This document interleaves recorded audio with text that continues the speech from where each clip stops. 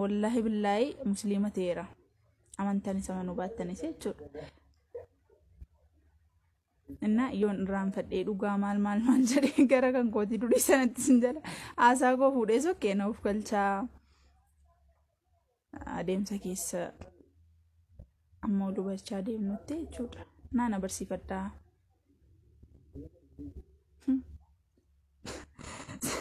seenaa tafarraa bannaatis dhiisi maaloo akka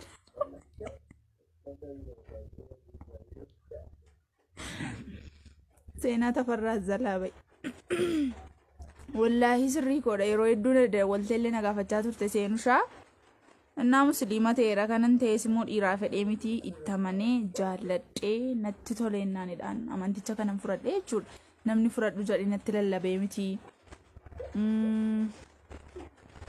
ta'uu qabda maal naan jedhame dirqamnis natti kenname miti hiriyyaa musliimaa gatiin qabuuf miti hiriyyoota musliimaa gatiin qabuuf miti an jaalladheen daandii dhugaan karaan sirriin quraan akka ta'e amanee fudhadheenidhaan sanammoo argeen jettee oduu jechoota mimmiidhagoo argee osoo hin taane itti hamanee jaalladheenidha kana musliima ta'ee jiru jechuudha waa'ee dhiiraa waa'ee dubartii waa'ee maalii nikikkii sana qabaadhee mitan ofii kootiin barbaadeen daandii sirrii akka inni ta'e karaa dhugaa akka inni ta'e jireenya akka inni ta'e waan naaf galee fidhaa jechuudha sila siniif kaaseen ture amantii caalu addunyaa kanarra hin jiru amantii caalu garuu yoo jiraate amantii musliimaati wallaahi billaahi ammas nan jedha amantii caalu hin jiru amantii caalu yoo jiraate garuu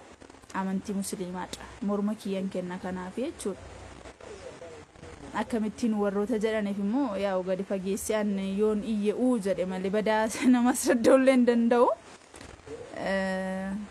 miira keessa galeen jiru saayitii kana arganaa danda'ametti tasgabbaa'ee dubbachuu yaalaa jechuudha na hubachuu yaalaa sinis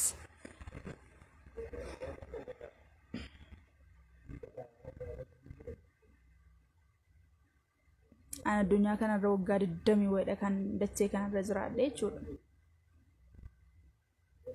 waggaa 20 wayii kana keessatti hiriyoonni koo kiristaanotadha musliima takkayyuu hin qabuun ture yuunivarsiitiittis kanan wajjiniin baradhee kiristaana maatiin keessatti guddadhee kiristaanotadha jechuudha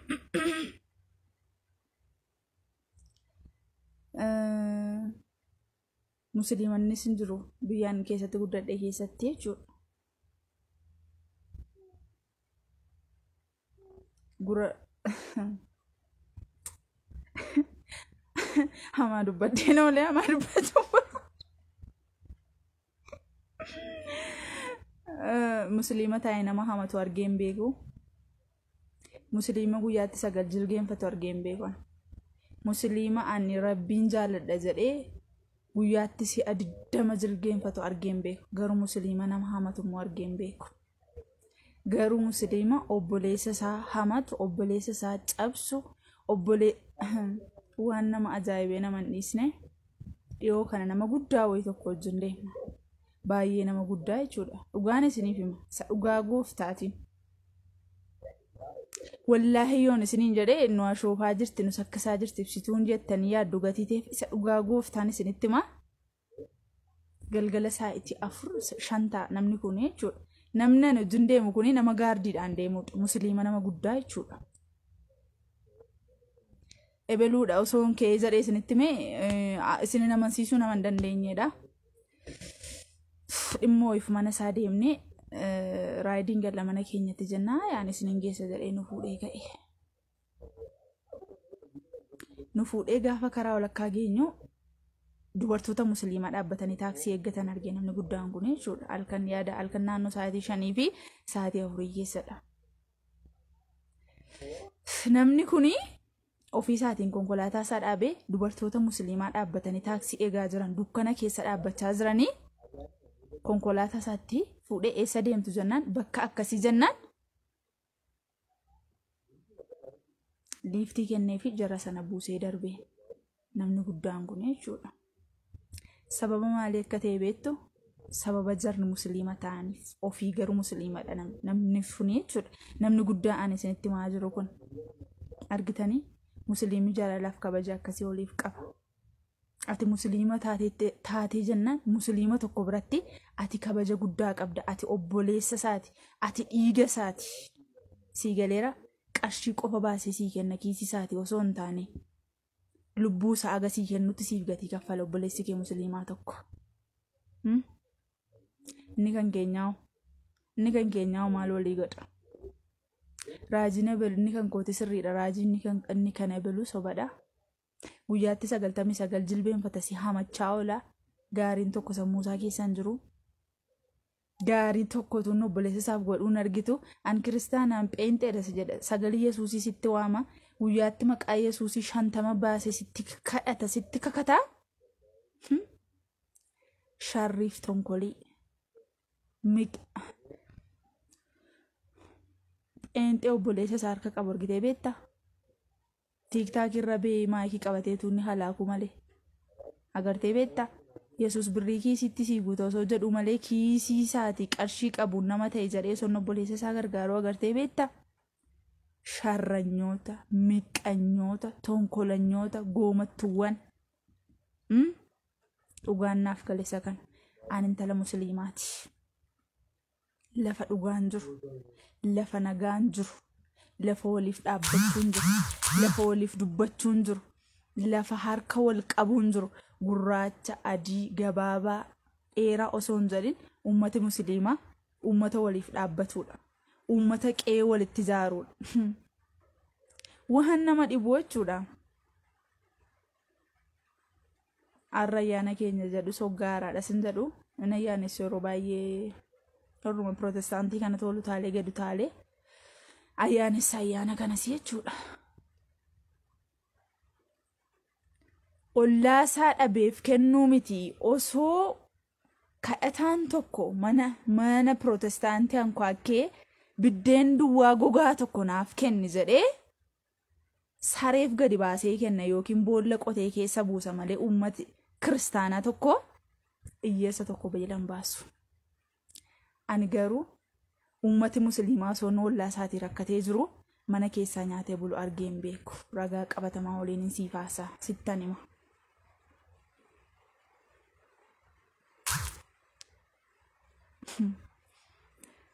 Koomentiin keessan nama kolfisiisa dubbisuun barbaadu dubbisaan jiru warri zimmettanii koomentii negatiivii barreessaa jirtan ani isin dhaga'u koomentii keessan isin barreessu gara daandii sirrii gara karaa jireenyaa itti deebi'een jira.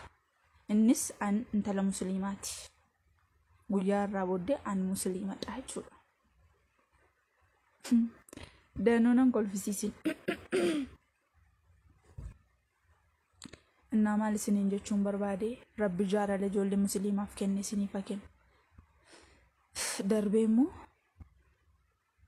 waaqa musliimaa fudhatanii akkas gaarii ta'uu taanaan akkas garraamii ta'uu taanaan erga ta'eeti akkas waliif yaadu erga ta'eeti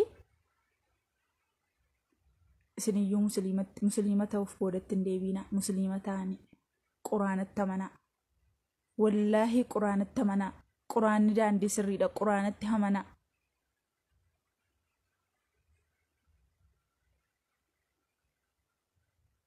እና ubannoo gaalleen qabu amantii musliimaa kana irratti torban tokko asidha kanan nan ta'a jedhee murteessee ijoollee baay'een isaanii silkiidhaanis na dubbisaa turanii jechuudha. Sila na amanuu dadhabanii warri kaan immoo na amanuu dadhabanii kan isaan natti qoosaa turanii. Yaa'u amanuuf amanuun dhimma keessanidha. Dhimma koomite sana isin dirqamsiisu abbaan fedhee namana abbaan hin feene dhiisuu hin danda'a. Kakachuuf hin barbaachisu. Sana kana jedhee yaa'u quraana qabuun hin barbaachisu isin amansiisuu fi ofii kootiin filadhee dirqamni tokko osoo natti hin kennamin nama takkallee osoo hin ilaalin ofii kuyyaanidha kanan amantii kana fudhadhe. Maaliif soba pheenxee wajjinan jiraadhu nagaa jiraadheera nagaa. Asiin jilgeenfatanii ka'anii sitti waaqa waama. Asiin moongeela qabatanii deemu gatii ta'ee fi nattaafu. Musliimis gaafa umriin isaa ga'u inuma du'aa. Pirootestaantiinis tokko hin jiru guyyaa rabbi lubbuun guyyaa rabbi kaa'e waamee inuma deemti gatii ta'ee fi akkasitti maaf daandii hin taane keessatti maaliif jireenya keenya dhiphisna maaf nagaa dhabna daandii hin taane qabanne agasitti kottaa daandii musliimaa quraanatti amanaa dachee kanarran turru hundi keenya iyyuu hin deemna guyyaa isaatti injoonjeenaa waan hin taane mataa of hin dhukkubsinaa oduun taaniin jireenya keessan in akaayinaame wayyoo maaloo raajiidha mul'ataa qeessa baluu raajina baluu torbanarraa duutanaan jedhe torbanarraa fayyitanaan jedhe biliyeenerii taatanaan jedhe miliyeenerii taatanaan jedhe jettanii ofuma saaksiidhaan mataa keessan of hin dhukkubsinaa ofuma abjuun taaneen of hin dhiphisinaa addunyaan taane keessa hin jiraatinaa hojjetteennaan in sooromta ilaalle waa tokkotu jira obboleessa gosiifan himaa nan du'a jettee ofirratti amantee jennaan in duuta nan jiraadha jettee amanteennaan in jiraatta sanaan ala mul'ata wanti jedhamu biyya lafaa kana keessa in jiru amantiin immoo sammuu keedha saayikolojiidha wanti hundumtuu maaf abbaan barbaade waaqayyo akkasiin jedha jettee jireenya kee baxabbatti dhugaan isiniif hima wallaahi amantanis amanuu baattanis san sirrii kun isinitti haasaa jiraan daandii sirrii kottaa daandii sirrii filadhaa gara amantii musliimaa kottaa isiniif gala dhugaan kun guyyaa tokko akka koos isiniif gala deebi'uu dandeessi gaafa akka koos yaa'u an kaleessa daandiin kun sirrii miti hamaadha jechuun danda'a akkaataa haala oltan nuti keessatti guddanne fakkeenyaaf an dur amantii musliimaa xonqaayii jiranii callees akkasitti qabatan dhiyoo kanadha asuma social media kanarraan dhugaa callee sanaas bari'an hin beekun ture callee sana namni qabatu xonqaayii natti fakkaata ture xonqaayiidhas nuun jedhu turanii jechuudha garuu dhugaan jiru sana miti dhugaa callee sanaas bira ga'een jira inna gara daandii sirriitti kottaa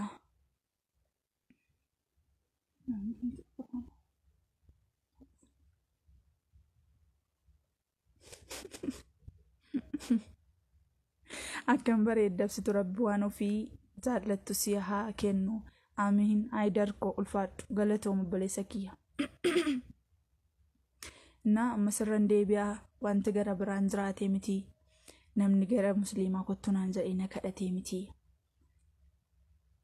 ofii kiyyaan ittamanii gaarummaa gaarii jaalala waliif yaaduu waliif dhimmuu waliif hoo'uu achi laal lafa jaalalli jiru jira miti rabbi jaalala jara gidduu jiru laaleen iddoo jaalalli jiru deemuuf filadhee jechuudha isinis kottaa gara daandii musliimaa lafa nagaan jiru lafa wal jaallachuun jiru lafa wal kabajuun jiru lafa wal hamachuun hin jira lafa wal xureessuun hin jira lafa wal xiqqeessuun hin jira kottaa daandii musliimaa obboleessa obboleettii kottu gara quraana kottu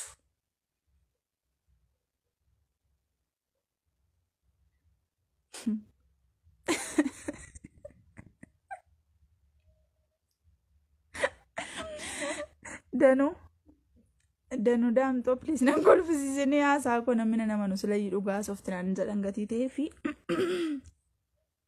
danuu daamtoo wallaahi kottu obboleessa kiyya sheekii musliimaa amantii irratti amantii gara qaama biroo xiqqeessee amantii isaa ol kaasu argitee beektaa nama quraana qara'u quraana isaa ol kaasee amantii biraa gadi buusu argitee beektaa amantii ortodoksii xiqqeessu argitee beektaa amantii protestaantii xiqqeessu argitee beektaa an argeen beeku daandiin isaanii dhugaa waan ta'eef gaafa dhaloonni dhugaan kun akkatti dhugaan gaafa galuuf gara isaanii deeman gatii beekaniif amantii qaama kamiillee xiqqeessaniin beekan jarri kun amantii musliimaa karaadha amantii musliimaa jireenya amantii musliimaa dhugaadha kottu obboleessa koo gara quraanaa siifan hima waan fedha kee rabbi siifaa milkeessu aamiin aamiin aamiin obboleettii kiyya aamiin aamiin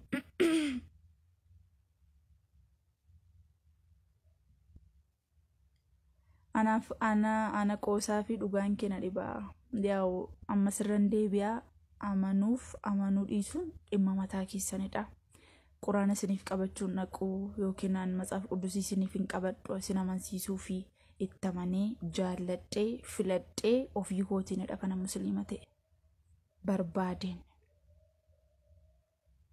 wantoota hundumaa itti gaafatamummaa mataa kootii fudhadheenidha.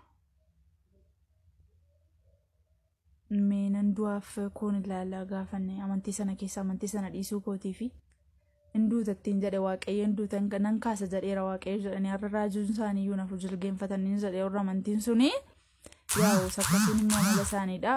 Ani immoo nama sana dhaga'u miti. Akkuma ofirratti du'i jireenyi sammuu kee keessa jira malee sammuu tajaajilaa keessa jira miti. Nageessa du'is jireenyi sammuu kee keessa jira arraba kee jala jira malee raajii mazgabuuf raajii badhaasaa jala jira miti. Nan du'a jetteennaan hin duuta. Nan jiraadha jetteennaan hin jiraattaa jechuudha.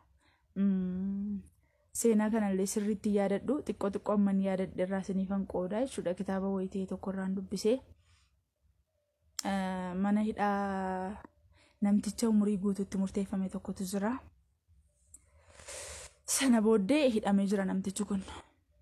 Dookteriin tokko walgaleenii piraaktisii hojjedhaa hidhamaa gibbii kana jirutti jedhee eeyyamsiifatee mana hidhaa sana seenee jedhama. Sana booddee hidhamaan yakkamaan umuriin guutuutti murteeffamee jiru kun kanaan maal jedha seetan borii dhufee marfee si waraanaa. Marfeen kun marfee nama qoricha nama ajjeesudha gatii ta'ee fi ati guyyaa borii kaastee hin duutaa tiin jedha dookteriin kun yakkamaa sanaan. Namtichi umuriin guutuu silayyuutti murteeffamee jira gatii ta'ee fi tole jedheen.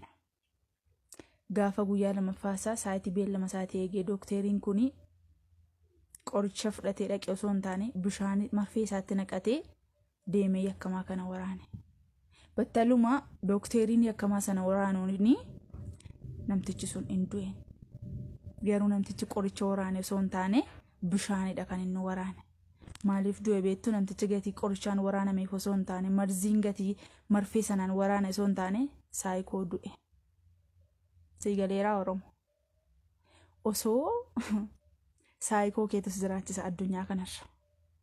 Nan du'e bakka du'eera an kanan waraannadhe marziidha jedhee gatii sammuu isaatti fudhatee fi namticha addunyaa kanarraa godaane. Wanta hin taaneen sammuu kee hin marrazin.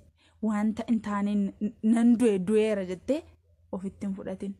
Abbaan barbaade maaliif sis akkasa? Tajaajilaan bara seenaa sis akkasii ofii jireenya uummate bara.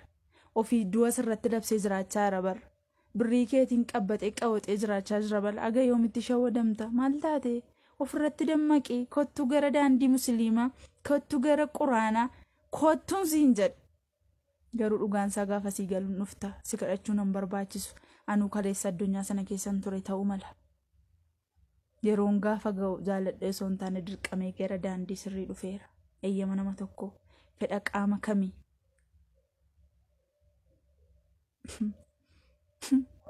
Dubbuun kee jannatan galuu. Ishee koomentiin keenya darbee qashtii lubbuun kee jannatan galuu gannatan galuu warri jettani gannata taanaan kun biyya lafaa kanarra dhufneerra jannata taanaan immoo salachii baane addaamii fi wanti nu baasee jannati laman jiru siluma dhabne gaannam taanaan immoo kun biyya lafaa kanarratti guggubachaa jirra. Sadu'anii baduu ta'ee jennaan immoo eenyu tokkoyyuu argeen beeku waan an argine immoo niifatti dubbachuu hin qabnu isuma argine qofa dubbanna irratti olii galla nun ilaallatu dhimma keenya miti waa'ee sadu'anii baduu ganaasachi isa dhiis saaksii filsifannaa akkasii dhiisati. Aga arraatti argameera seenaan jedhamu laal du'a booddee jireenyi jedhama jedhamee seenaa keessatti wanta haga irraa kaa'ame tokkoyyuu hin jiru sii galeera. Addunyaa kanarratti kan fuuldura turan namoota danuutu ture argineerra.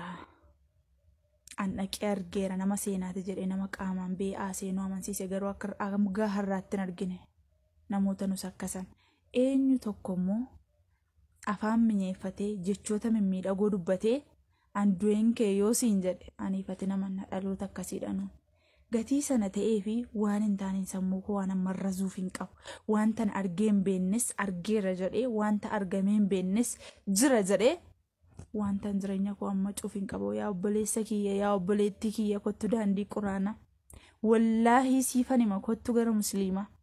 Jireenyi as keessa jira. Jaalalli as keessa jira. Wal kabajuun as keessa jira. Kottu gara musliimaa siifan hima.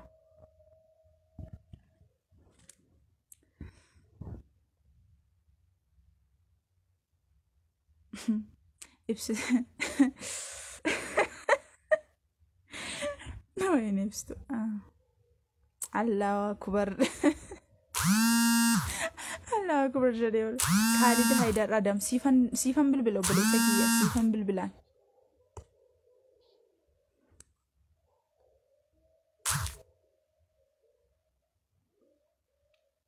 dhuguma maraattuudhaati addunyaan kun bar faallaadha namootni fayyaa ta'anii siniif himeera waa'ee leencaa farree addunyaan kun faallaadha gaafa hundumaa samaraataa biratti fayyaan maraatu jedhama an fayyaadha yaa obboleettii kiyya yaa obboleessa kiyya kottu daandii musliimaa kottu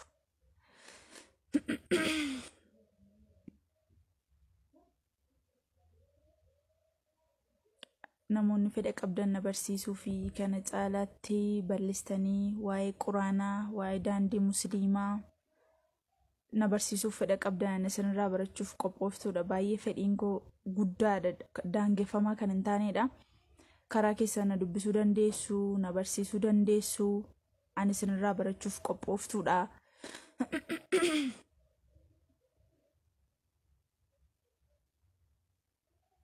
mucattiin kun irra sirriitti dhugde wallaahi hani namanu gaafa jammaru waan hin dhugu obboleessa kiyya waan hin dhugu hallaan kan jaallatu waan hin taane sirratti hin barreessin obboleessa kiyya obboleessa musliimaa afaan keen xureessin kun sirraan eegamu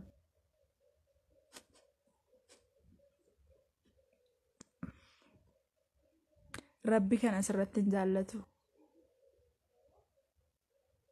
warri maqaanaaf moggaasuu barbaadanii akkamitti maqaa olii moggaasa warri maqaanaaf moggaasuu barbaadan filannoon keessanii maqaan akkanaaf mogga'uun barbaada Kiristinaan jireenya malee afaan hin miti ija nama osoo hin taane Kiristoos kaawwadhuu nama dhaaltee deemtaa arabessima abille manfas quddusee barbaadoon anjaru amantii majarri sun itti amanan Yesuusii dhugaa gooftaan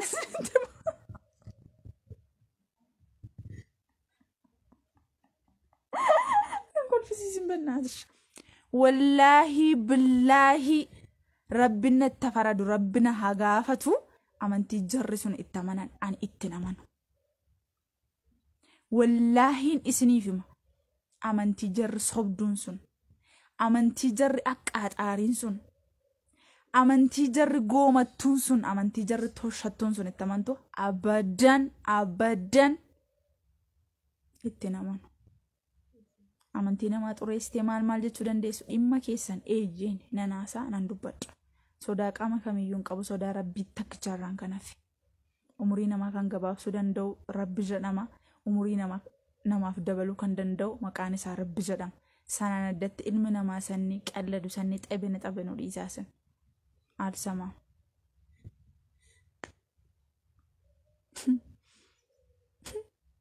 Induin daandii dhugaa kottu yaa obboleettii kiyya Tsiyoona Biraan gara daandii musliimaa kottu gara quraanaa kottu obboleettii kiyya siifan hima gara quraanaa kottu innaa jara waliin gargar ammee indoom ammeenya warra jara sanaan soon bayyasus maaloo dhiisaame an ammeenya isaanii soon dubbadhe kan dubbatameen dhumneedha isa dhugaanis isinitti moo wallahi jechuun ani irraan fadha beettu wallahi billahi nan irraan fadhaan an osoo nammeenya jara sanaa isiniif himee hin dhiistu siniyyuu tamanuun dhiistu deemtanii ofiyyeessaniin charchii jedhame iddoo 50tti banamee jiru san ina shagdu harka keessaniin deemtanii asii jilgeenfachaa jechuudha asiiti jilgeenfachaa siin kaanii waa'ee nama warraa isaan asii gooftaa hojjaa siin immoo maaloo haadha kee warra namaan jedhan abadan isiniifan hima yoo dhuguma amantii ani furadhe kun amantii musliima ani furadhe kuni na ajjeesatee du'ee baduun barbaada tasuma jara sana waliin firoomeen jiraadhu tasuma daandii dhugaa karaa sirrii lafoo lamachuun hin jirre lafoo xiqqeessuun hin jirre daandii maqaan wal balleessuun hin jirretu amantii musliimaati Faayituu babbadaa jira. Dubbachaan ture obboleessa kiyyaa iddoo wal xiqqeessuun hin jirre, iddoo waliif dhaabbachuun jiru, iddoo wal kabajuun jiru, iddoo amantii musliimaa ta'uu qofaaf akka haadhotti wal ilaalan, waliif du'an, waliif duulan tu amantii musliimaati. Daandii quraanaadha daandichi. Kanaaf jedheen gara amantii musliimaa ta'uu fudhadhee jechuudha.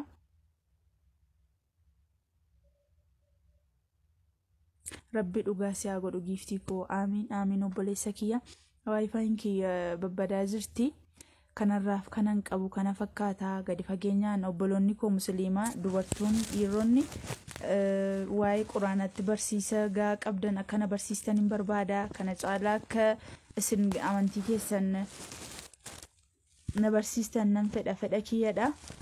Galatooma nagaatti bula. Allahu akbar.